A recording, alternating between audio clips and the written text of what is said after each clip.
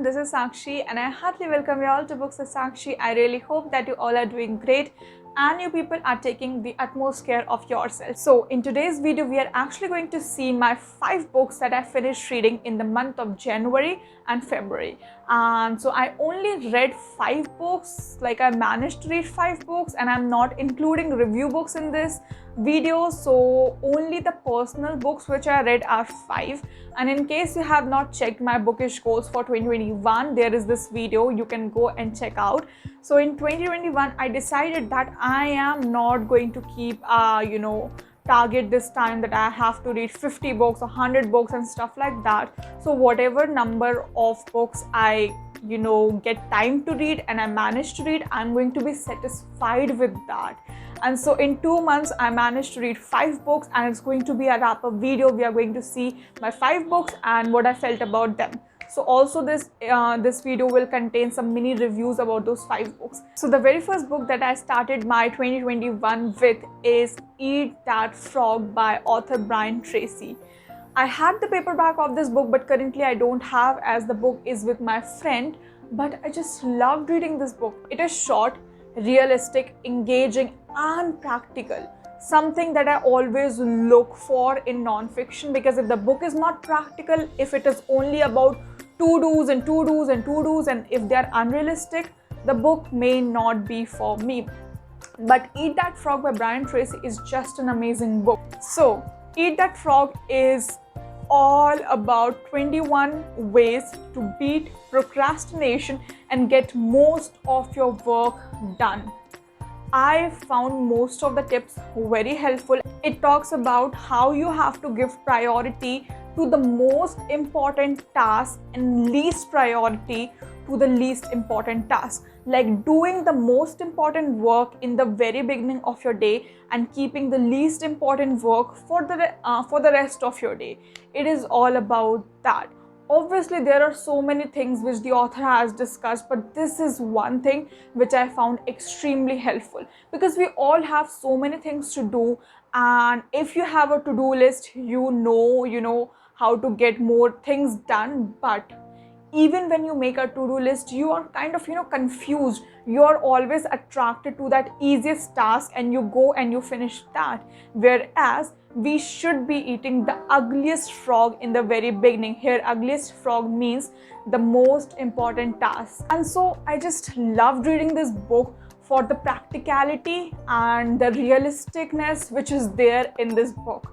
I recommend this book to everyone who feels stuck in getting their work done. If you have a lot of work, if you're a content creator or any job or work you have, you feel that you don't have enough time to do your work, this is the book you should be reading. It is very short, and I really hope you take away most of the things from this book. So meanwhile I was reading Eat That Frog, I also started with this book, The Book Thief, which is written by author Marcus Zusak. And I finished this book by the end of Feb. I took almost 2 months to finish this book. And the book is actually a very, very, very long book. It is approx of 600 pages. It is set in the backdrop of history of Germany and about the time when Nazi party and Hitler and everything was there. It doesn't show that much of like Nazi party and Hitler's role in the book, but still it is set in the backdrop of all these things. It's about a girl named Liesel who is the book thief, about her foster father and her mother Rosa and Max and Rudy and some more characters. And I clearly have no idea what to include while I'm talking about this book. I just love the writing style of this book. I just love the uniqueness which is there in this book. I have never read the kind of narration which is there in this book. It was totally magical. I took so much of time because first of all the book is of 600 pages, and secondly I was reading and giving more attention to the review copies which I had, and so I was reading very, very, very slowly. and that's why I took 2 months. So I actually got this book because I was hearing a lot of people saying that the tragedy in this book actually makes you cry and all those kind of stuff, and I'm someone who always prefer tragic books because I just don't know, I love a good cry while I'm reading books. I'm not someone who goes for cliched things, so that was the reason I got this book. But I just didn't get the hype of this book. If you like this book, I completely respect, but I did not cry by the end of it. I know it was tragic and everything, but still it did not make me cry. Now let me give you some reasons of why I might have not felt the way others have felt.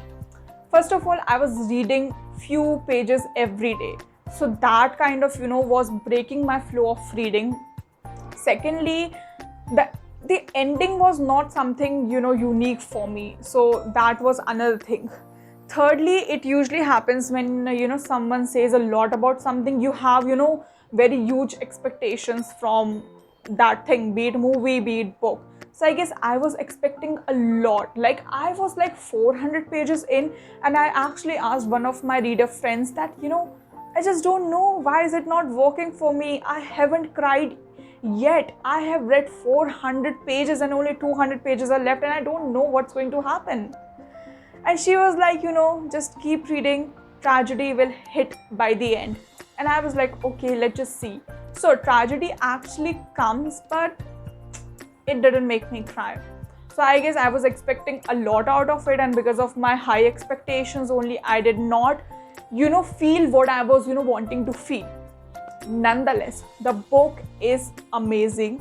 The narration is absolutely beautiful. Not every book is supposed to make you cry, and let's just accept this thing. I did not cry. I'm not someone who cries over small things, but that doesn't mean you people cry. It's completely like it's going to differ like person to person. So I guess that's what I felt. But the main thing which I truly loved about this book is the love for books which is shown by Liesl. She is so like passionate about books. She reads a lot, not a lot, but she loves reading. And the way the author has portrayed her character who loves reading, who is crazy about books, is something I guess every reader will admire. Third book which I finished reading was Till the Last Breath by Durjay Datta. I finished reading this book before I finished reading The Book Thief, because I already finished with Eat That Frog, and The Book Thief was progressing very slowly, and I wanted to read something for that time, and so I picked this book and I finished this before The Book Thief, and I just loved it. And I'll tell you the reason now. This book does not have like that different story. Obviously everything is different, but still I wasn't expecting that much from this book. And this is something which now I think I should learn, not to expect too much from any book, and also not to undervalue any book before you have read. That thing is obviously there. And so many people were telling me about this book, and so I finally got it. Coincidentally, I only purchased this book by Durjay Datta, and everyone was like this is his best work, and I was like, thank God I purchased this only coincidentally. This book is about two people, basically patients, who are actually admitted in the same room, and the book is about that how one person actually wants to live each and every moment of her life, whereas another person just wants to die. The sooner the better. This is what Dushyant actually feels, whereas Pihu, another character, she is a girl who is very passionate about life. It's indeed a beautiful story which really makes you realize the importance of life, what living actually feels like. By the end of the book, I was literally in tears. Not that much, okay, let me be honest, but at least like I was crying by the end of it. The twist at the end was something I wasn't expecting. I was just like, okay, it's done. But the last line, oh my God, I was like, what the hell has just happened? It was just like that. The book is short. It is something of 250 pages, 246 pages, and it is very engaging. not just two patients but also two doctors are involved in this book majorly, and the book also unfolds their past, and it's just amazing. If you're looking for something emotional and something not light, I would say, but something easy and smooth, this is the book you should be reading. I'm not sure if I'm going to try more books by Durjoy Dutta, because I have heard negative reviews only about his other books, but this is the book I highly recommend if you want to read a good fiction which clearly reflects how important your life is. Now, my fourth book which I read was Unfinished by Priyanka Chopra Jonas. I have already reviewed this book here. In case you haven't checked it, you can go ahead and you can check. But still, I'm here for a mini review. I listened to the audiobook of this memoir and I just loved it because it is so inspiring, because Priyanka has been so transparent, not about everything, because she believes that, not she believes, but she says that, you know, she is a very personal or a private kind of a person, and everything which happens in her life doesn't need to be in the book and, you know, like spread in the public. This is something which I truly respect about any person, because it's your life, it's your you know, happenings, and you are very much, you know, like you have the freedom, you have the, you know, you have the choice to, you know, keep something private and, you know, share something which you feel like sharing. Fifth and the last book is Dopahri by Pankaj Kapoor, the original version. The book is also translated in English, but I wanted to read the original version. I just realized that I finished reading this book in the first week of March and not in the Feb month. And but since I've already finished, and so I thought that, you know, let's just give a mini review of this book as well, because I did not like the book, so there is no point in giving a very detailed review about this book. But anyway, I got this book again for all the hype which is there on Bookstagram about this book. So many people have read English version, but I was like, no, I want to read Hindi because that is the original version, okay?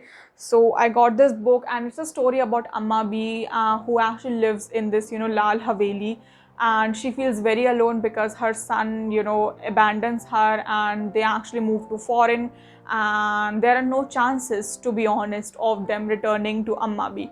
Amma B feels very lonely, and she also, you know, hears some kind of you know, noise in the afternoon, and also sometimes at night she gets very scared, and because of that, you know, some people suggest that she should have someone around her. So Sabiya is actually a person who comes in Amma B's Haveli and takes one room for rent.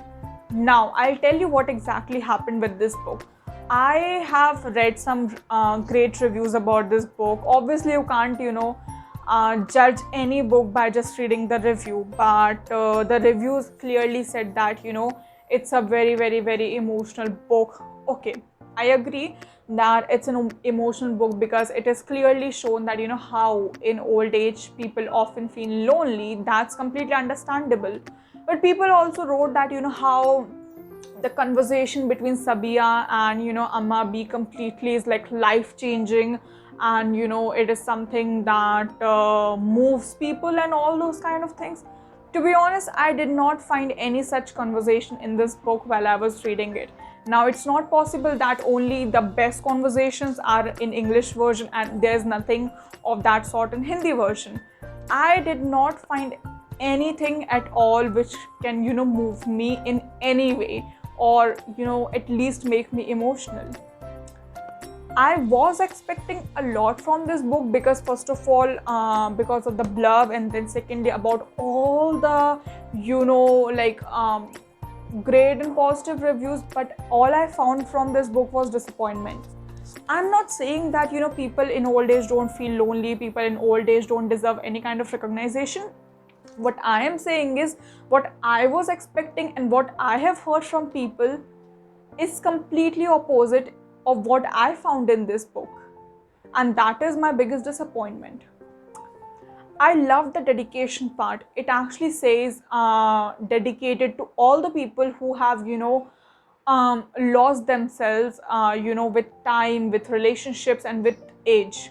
this is something which I found very, very, very deep, and I was expecting that okay, the book is going to be so amazing. It is actually in Hindi, so I'll read out to you so that it it reaches out to you as well.